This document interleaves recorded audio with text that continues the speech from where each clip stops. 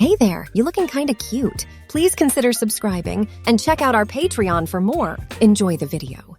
Amy just sat on the love seat of the living room and crossed her arms over her chest. Her mother walked in front of her, going back and forth. What were you thinking about, young lady? What do you think this place is for? Some kind of strange home for freak show performers. Mom, please don't call my boyfriend a weirdo. She spoke up. Mother Melissa's face hurt so much when she heard that, it looked like someone had stuck another knife in her back. She knew that raising a teen-aged daughter on her own would be hard, but she knew that as a parent, it was her job to try to teach her right from wrong and give her good judgment so that she could eventually make her own decisions. She wasn't ready for this, though. Melissa was about to ask her daughter again what she thought when she heard the bathroom door open. She turned to look in that direction and saw a young man with a thin build, 5'9", come in quietly wearing a light blue blouse, navy skirt, nylons, and 3 inches pumps. Melissa let out a sigh and wanted to yell. "Didn't I tell you to go get dressed?"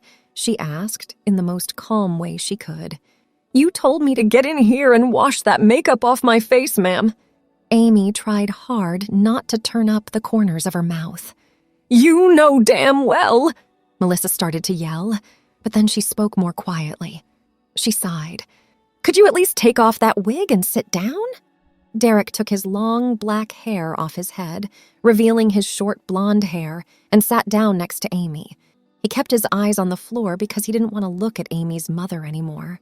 Amy took his left hand in hers when she saw that he was shaking. "Young lady, keep your hands to yourself." Amy rolled her eyes and put her hand back in her lap. Derek did nothing but look at the floor. "Would you two mind telling me what you thought you were doing in the name of God?" Amy said. "Hanging out, listening to music, having a bite to eat, and doing things around the house." Melissa closed her eyes and gave a small headshake. "It's fine to hang out, as you say. Amy, you can listen to music and eat.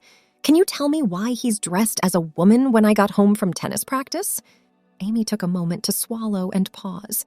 "Because he always does what I tell him. And he likes it." "He does what you tell him to do and likes it?" Melissa said it again while looking at her daughter. "Well, he's always liked putting on women's clothes. I didn't know he liked being told what to do until we started going out."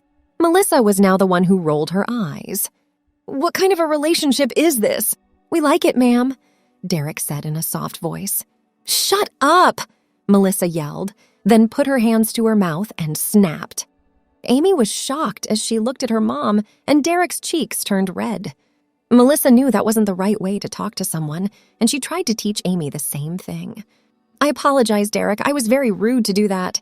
"That's okay, ma'am. It's a little bit hard right now." Amy's face showed a small smile. "How long have the two of you been doing this?" Melissa kept going as she tried to get over her outburst. Amy said, "A while. A few months." "Do you two act like this everywhere?" "No, just here." "May I ask, why just here?" she asked with a puzzled look.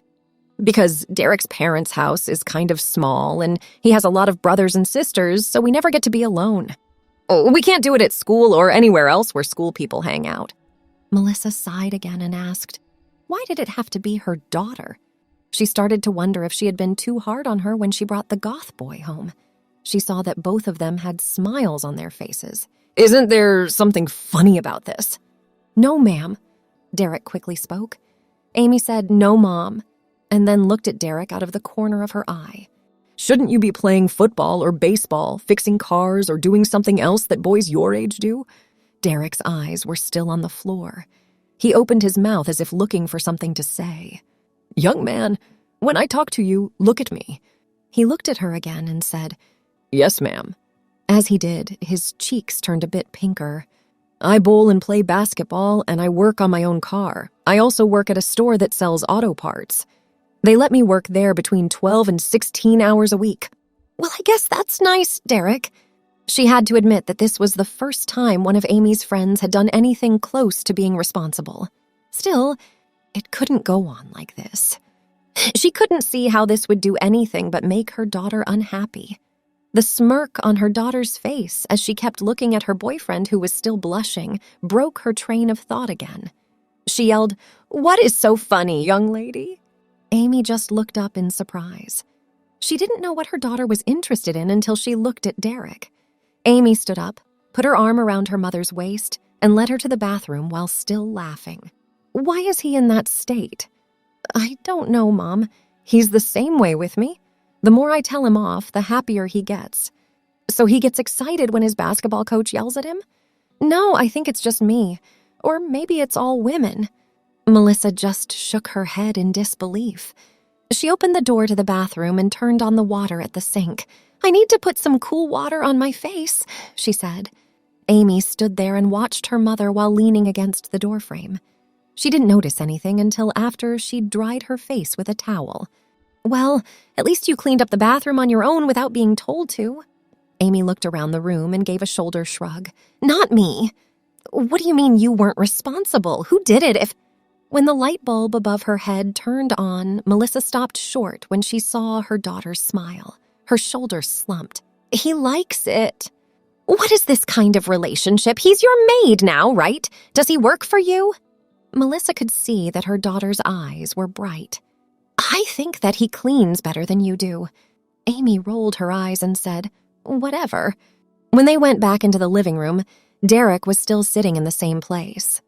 "Thank you, Derek, for cleaning. It didn't need to be done," Melissa told him. "No problem, ma'am." "Listen, your parents and I really need to talk about this. I really don't think this will work out between—" When Melissa saw Amy's school folder on the coffee table, she stopped talking. A piece of paper with red writing was sticking out of the folder. When she took it out of the folder, she was sure it was bad news. She was shocked to see that it was a test from Amy's math class on which she got a B-. Amy had never been good at math, and things weren't getting better in high school. "Recently, Derek has helped me with my math. The teacher told me she was very happy with me." Melissa made only one sound as she turned some of the pages. She then heard Amy tell Derek that her mother thought he should call her mistress and asked Derek what he thought. "Amy!" she yelled. "I never said that!" Melissa let out a sigh and went to the kitchen. "I think you're making progress with her," Amy said to Derek as she kissed him on the cheek and hugged him. "Do you agree? She looks like she's mad." "How can she be mad at such a cute little face like this?" This made him blush even more. "Oh, why don't you stop? You know how it makes me feel." She just smiled and looked down at him.